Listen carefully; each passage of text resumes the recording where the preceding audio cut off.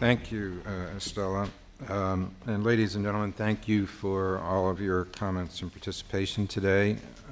Before we move into closed session, I would like to ask my fellow board members if they have any comments about what they've heard today, and secondly, if they have any questions or comments on any of the public agenda items from that are on our agenda today. Jesse.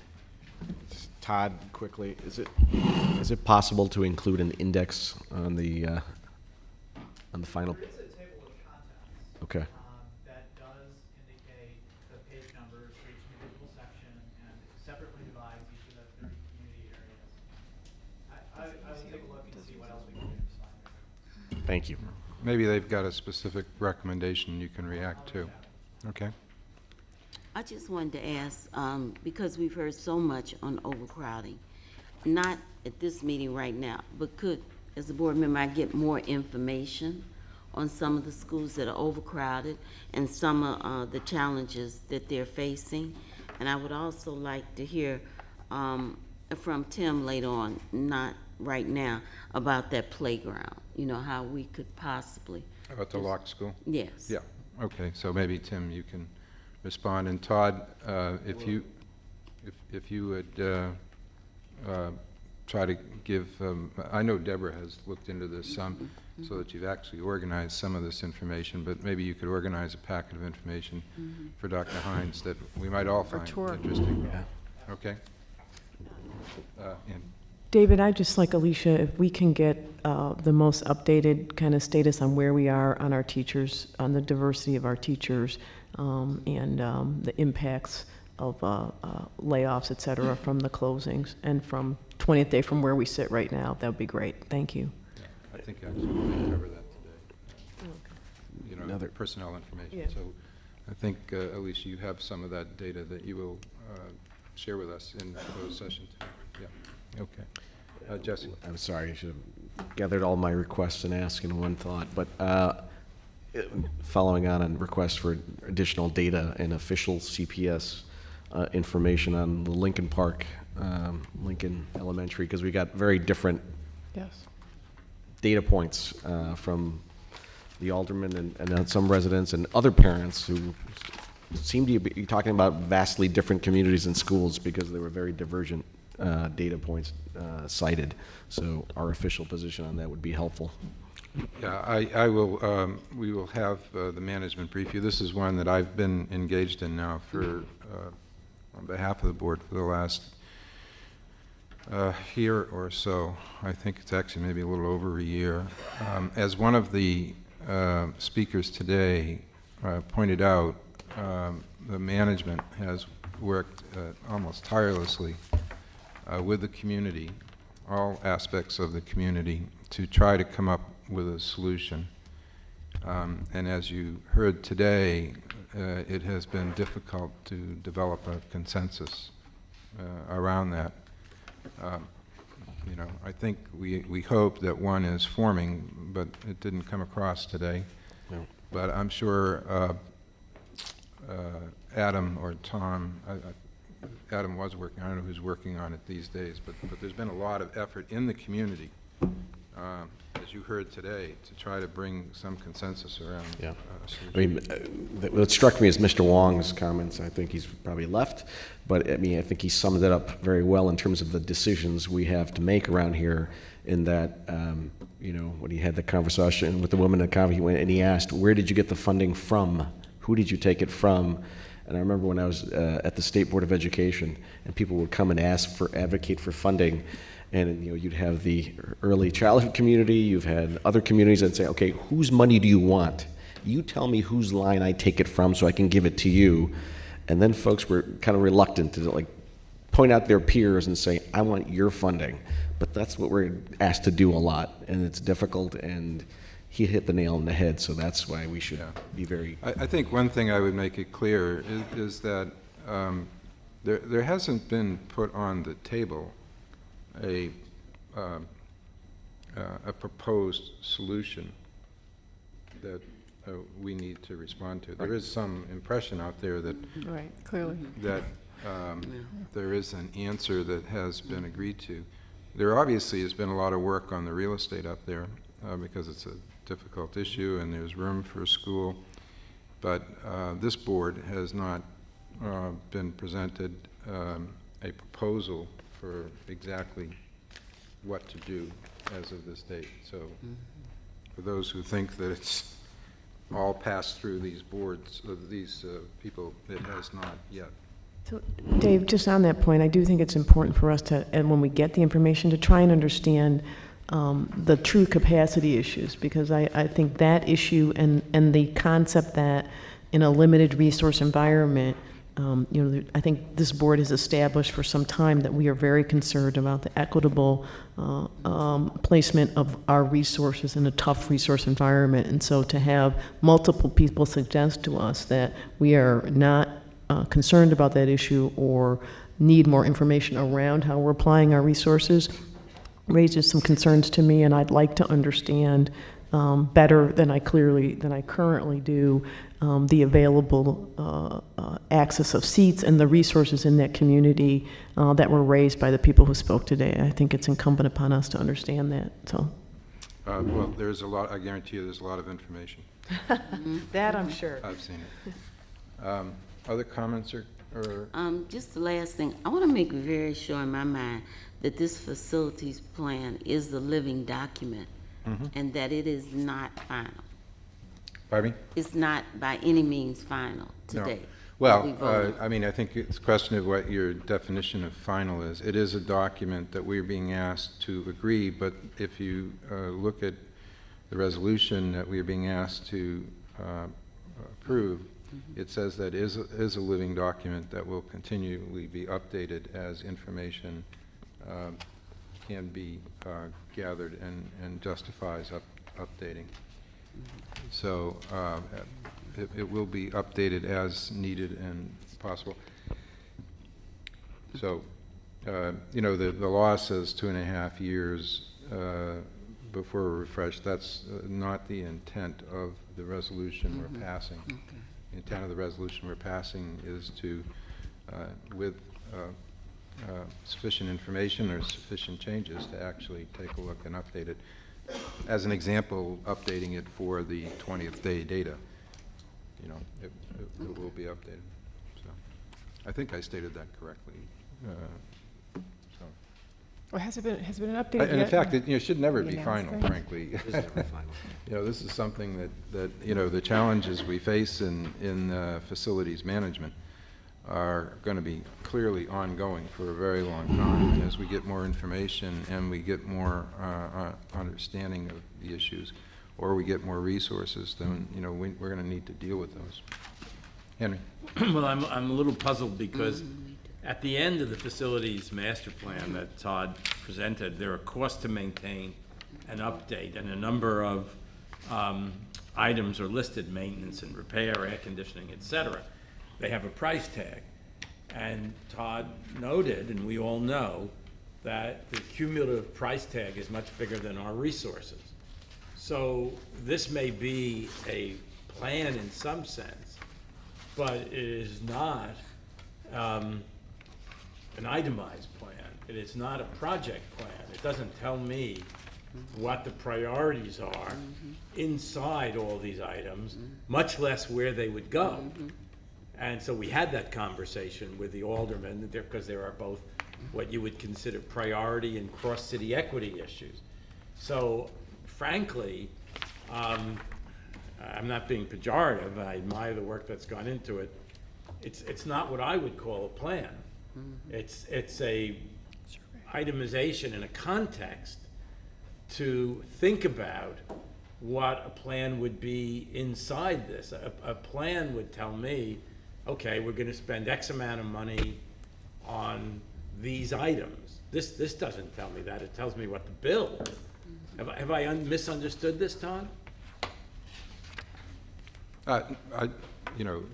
If I can, it does provide guidelines for decision making. It is not a specific plan. It addresses opportunities to solve different problems. let's be real, it is conditioned on resources. Yeah. And the truth of the matter is, every year, we know what we do or do not have with resources. And this is what I was getting to before. It provides us guidelines, because we have to ultimately approve the investments. It provides guidelines for how to expend those limited resources annually that we can then address in the capital budgeting process. Well, But I think you're right, there is not a, there's Well, not, to it's not a me, specific honestly, itemized David, plan. I don't think it provides a guideline to me about what we're gonna spend. It says, take it for example, maintenance repair, $3.5 billion, over presumably some length of time, right? So what do you propose to spend on maintenance and repair in a given year? That's a kind of, I think, a kind of easy one, because the maintenance and repair says the things you need to do to keep yourself going. So out of that price tag, Todd, what would you, I mean, I don't want you to necessarily answer this right now, it's not fair, but if you were to tell me at some point that out of that 3.5 billion, where we propose to spend 2 or 3 billion, 2 or 300 million rather, in a given year, to me that would be a plan. If you tell me that modernizing labs has a price tag of 540 million, but over the next 3 years we plan to spend 100 million, because you're not going to have 540, to me that would at least be a plan. So what I see is a set of costs and a set of assumptions, but a plan tells me more or less within a time period, not necessarily 1 year, we intend to spend X amount of money inside these cost items, contingent on a lot of things that we've talked about, what outside funds would look like. If all of a sudden you had an emergency repair item, it might blow your whole budget to smithereens. I understand the fluidity and contingency. Nobody expects that there's some precise number which could be held to in any given year on all these items. But, so you know, with all due respect, David, I have to say, it's a misnomer to call it a plan. Okay. And I'm not talking terminologically, I don't care about the label you put on here. I'm talking about what the terms imply for decision-making. You could call it X or Y. I'm not quibbling, Todd, over the language here. I'm trying to get at something which we all need to, we're gonna vote. I have no trouble voting for this, but frankly, it doesn't commit us to much of anything. And you know what, I think, deferring to Henry, because I know he's much more knowledgeable about this money. The reason I asked, and the same thing, is when things like this come and we vote, and then later down the road, I'm like, did I vote for that? Because it's so general that you're not really clear. I'll speak for me on what I voted for. Just to be clear on that, I feel like I'm voting on a concept and a set of guidelines. I'm not Right. voting to appropriate anything in terms of dollars, because Right. we don't have a priority list. I think what folks are asking for is a priority list, so that they can debate the priorities all day long, but at least we give them a priority list, and whether a school like Lincoln would even make the list or be 20th on the list versus first on the list. And we don't know if we're being equitable or not, because this doesn't give you enough information to know how the funds will be Well, dispersed. yeah, in fairness, it's critical data that we have to make any decision. No decision is made in the document. So I think the question is a little bit of semantics, whether it's an action plan or a survey approval, but certainly agree with the points made. I mean, the other, we're doing this because we're mandated by law to do this. It's probably not bad. Most of us aren't as disciplined, at least I'm not in life, and if somebody makes me do something, I do it. And maybe it's a good thing that we've been mandated to do this exercise, but we've begun something that we have to continue on. This is a little bit of a non sequitur. Just back to the technology question. Is there any logic as we think about the very large dollars going forward? I mean, to actually have the technology costs somewhere embedded in as part of the living document development, because I presume that's going to be quite a substantial multi-million-dollar sum as we think about decisions and the investments we're making in iPads and, that sort of stuff. Is that something we should have in the back of our minds in the living document, or no? I-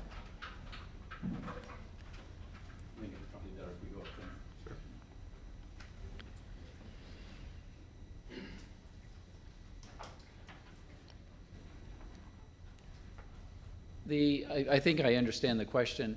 And what we're conflating a little bit here is we'll do a capital plan every year, as we have in the past, where we will set priorities with your input, obviously, and guidance. We will establish the set of criteria to evaluate various projects on, look at what we think is a reasonable amount to spend on in total, and then allocate that to those various priorities.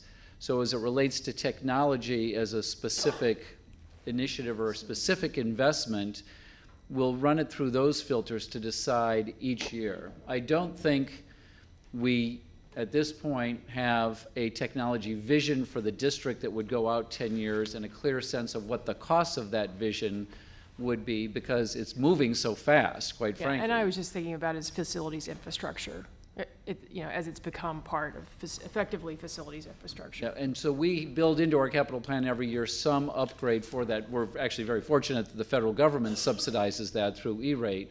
But it's what I hear loud and clear from all of you today is that process for capital prioritization that we go through every year needs much more data for you to evaluate, much more clarity, more time for you to consider the various investments, and to consider the tough trade-off decisions that we have to make as a district. And we will be sure to build that in. And we're actually hoping that our new budget timetable of pulling things forward will coincide better with SB 630, because we've been a little bit out of whack with the May 1st date for a capital plan and an August approval of a capital and operating budget. So those will come together better, and we will have a timetable very shortly for you that will lay all of that out to be sure that it satisfies your needs. David, so, sorry to belabor this, Tim, but as you do that, because I think the discussion with the alderman, I'm just repeating myself here, is we have a number of, call it a peculiarity in the city, in that you have overcrowding in one part of the city, underutilization in another part. And so, to me, and I've said this earlier today, and I've said it before, the highest priority is to deal with overcrowding. Yet, the implication of that would be, well, if you dealt with that, you'd use all your capital funds in one area of the city, which does raise real equity issues in other parts of the city.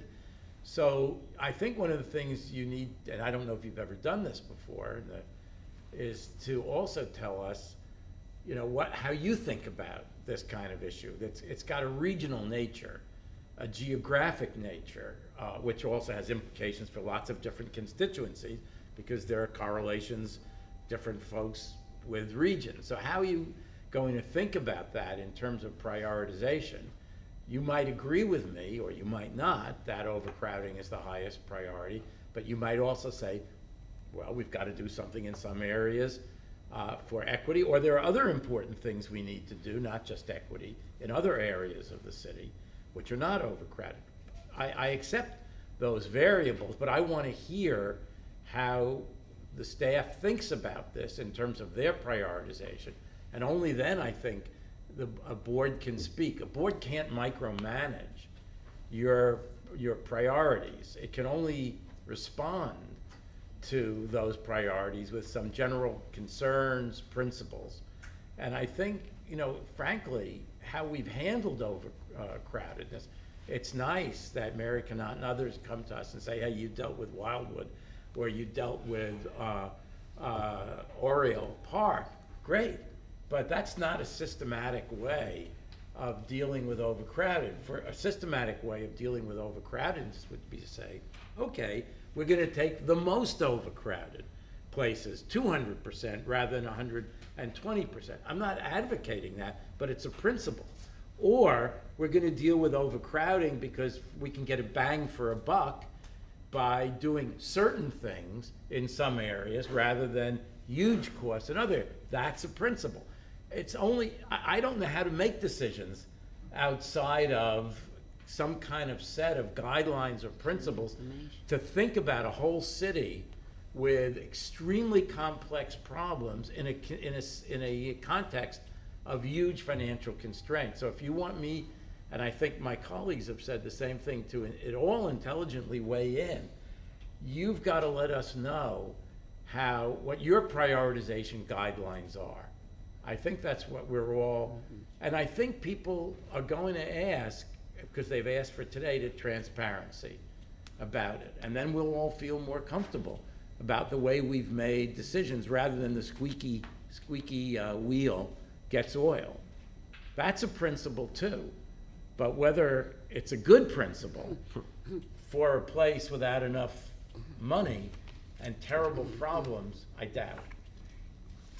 I guess I'd make two comments. One is, again, I hear you on the prioritization needs, and I'm sure our CEO, Barbara Byrd-Bennett, will want to own that and to present to you what management's recommendation will be, so that we will absolutely support that. I want to reassure you, though, that Wildwood and Oriole Park, by many measures, were number 1 and 2 on the overcrowded I hit parade. agree. So just I on picked those out. I'm in specifically, favor of what you did there. I can give you some I reassurance. argued for it, so, but I just give us an example, because it could be someplace else. People get mobilized, they come, they talk to us.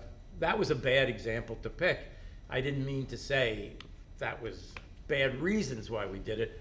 It was good reasons why we did it. I accept that. Other questions, comments? Thank you. Great, thank you. Okay. Dr. Hines? Okay. I move for the passage of motion number 13-0925-M01 and the commencement of a closed session to consider the subject specified in the motion. I second that. I always second what Dr. Hines said. Oh, you did that. Thank you, Dr. Beenan. I'll proceed with the roll call, Mr. President. Dr. Beenan? So, I beg your pardon. Dr. Beenan, roll call. Your vote, Aye. Your vote on the Aye, motion. yes. Dr. Hines? Aye. If Mr. Beenan say aye. Vice President Reese? It's contagious. Aye. Board Member Zapp? Aye. Board Member Quazza? Aye. President Vitale? Aye. 6 ayes, 0 nays. Okay, we'll move into closed session. Thank you very much.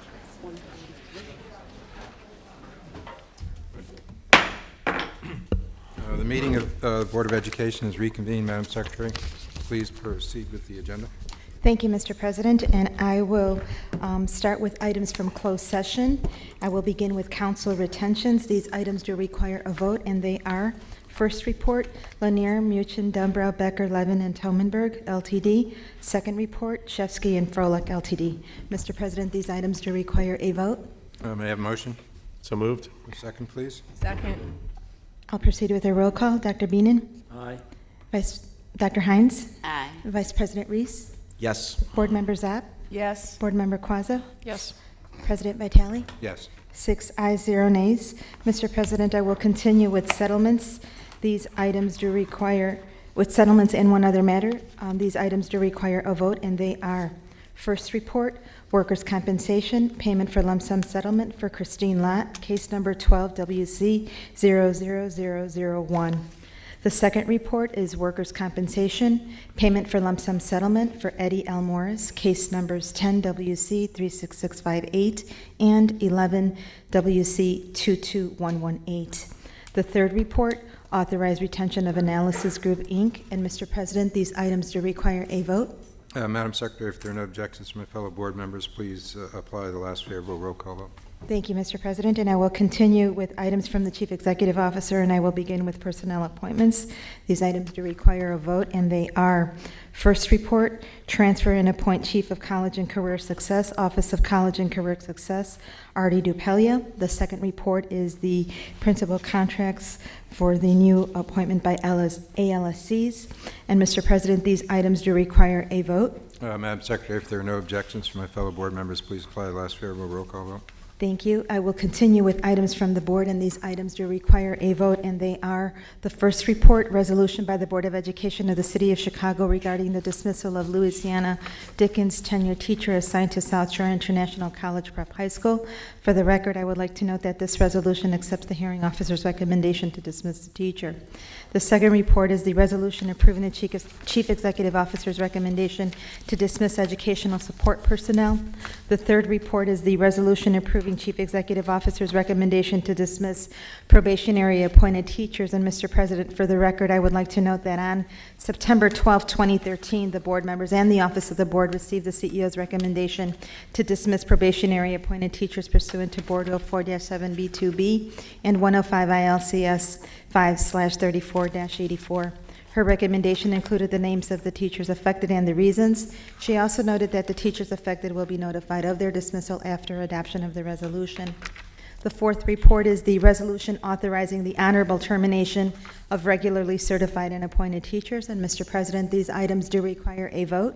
Madam Secretary, if there are no objections from my fellow board members, please apply the last favorable roll call vote. Thank you, Mr. President, and I believe Vice President Reese has a motion, please. Yes, I move that the board adopt the minutes of the closed session meeting of August 28th, 2013 pursuant to Section 2.06 of the Open Meetings Act. Board members reviewed these minutes and determined that the need for confidentiality continues to exist. Therefore, the minutes of the closed session meeting held on August 28th, 2013 shall be maintained as confidential and not available for public inspection at this time. May I have a second? Second. I'll proceed with a roll call. Dr. Beenan? Aye. Dr. Hines? Yes. Vice President Reese? Yes. Board Member Zapp? Yes. Board Member Quazza? Yes. President Vitale? Yes. 6 ayes, 0 nays, and I believe Board Member Zapp has a motion, please. I move that the record of the proceedings of the regular board meeting of August 28th, 2013, prepared by the board secretary, be approved, and such record of proceedings be posted on the Chicago Board of Education website in accordance with Section 2.06B of the Open Meetings Act. Is there a second? Second. Thank you. I'll proceed with a roll call. Dr. Beenan? Aye. Dr. Hines? Yes. Vice President Reese? Yes. Board Member Zapp? Yes. Board Member Quazza? Yes. President Vitale? Yes. 6 ayes, 0 nays. I will continue with one real estate item from executive session. This item does require a vote. Disposition of bids received for the sale of land located at 2317 West 23rd Place. Mr. President, this item does require a vote. Madam Secretary, if there are no objections from my fellow board members, please apply the last favorable roll call vote. Thank you, Mr. President. I will now continue with items on the public agenda and only read the board report numbers since the titles and board reports appeared on the public agenda. I will begin with resolutions and the policy. These items do require a vote, and they are RS1. On RS2, for the record, I would like to note minor revisions on the resolution for the 10-year educational facility master plan. They revised the URL that's associated with the plan and also just added the 2 words "as necessary" on that second page. So the final version of the resolution will be included in the agenda of action. The third resolution is RS3, moving on to PO1. And Mr. President, these items do require a vote. Madam Secretary, if there are no objections from my fellow board members, please apply the last favorable roll call vote. Thank you, Mr. President. I will now read the communication regarding the location of the October 23rd, 2013 board meeting. This is to advise that the regular meeting of the Board of Education scheduled for Wednesday, October 23rd, 2013 will be held at the Central Administration Building, 125 South Clark Street, Board Chamber. The board meeting will begin at 10:30. Public participation guidelines are available on cpsboe.org or by calling 773-553-1600. For the October 23rd, 2013 board meeting, due to the Columbus Day holiday on Monday, October 14th, advance registration will be available beginning Tuesday, October 15th at 8 a.m. and be extended to Monday, October 21st until 5 p.m. or until all 60 speaking slots are filled. And you could advance register during the registration period by the following methods: online, by phone, or in person. And the public participation segment of the meeting will begin as indicated on the meeting agenda. The next items, Mr. President, are also on the public agenda, and they do require a vote, and they are EX1, ED1, and for the record, I would like to note an abstention for Vice President Reese as well as Dr. Beenan for ED1. Moving on to AR1 and AR2, I would also like to note an abstention for Vice President Reese on AR1 as well as AR2. And Mr. President, these items do require a vote. If there are no objections from my fellow board members, please apply the last favorable roll call vote with the noted abstentions. Thank you, Mr. President. I will continue with additional items that require a vote, and they are PR1, 2. On PR3, for the record, I would like to note an abstention for Vice President Reese as well as Board Member Quazzo on PR3. Moving on to PR4, I would like to note an abstention for Vice President Reese on PR4 as well as Dr. Beenan. Moving on to PR5, PR6, 7, 8, 9. On PR10, I would like to note an abstention for Vice President Reese on PR10. Moving on to PR11, 12, 13, PR14. For the record, I would like to note an abstention for Vice President Reese on PR14. On PR15 and 16, for the record, I would also like to note abstentions for Vice President Reese on PR15 and 16. Moving on to PR17. On PR18, for the record, I would like to note an abstention for Vice President Reese on PR18. And Mr. President, these items do require a vote. If there are no objections from my fellow board members, please apply the last favorable roll call vote with the noted abstentions. Thank you, Mr. President, and I will continue with items on the public agenda that do not require a vote, and they are EX2, EX3, and AR3. And Mr. President, these items just need to be accepted by the board. Madam Secretary, please mark received and filed.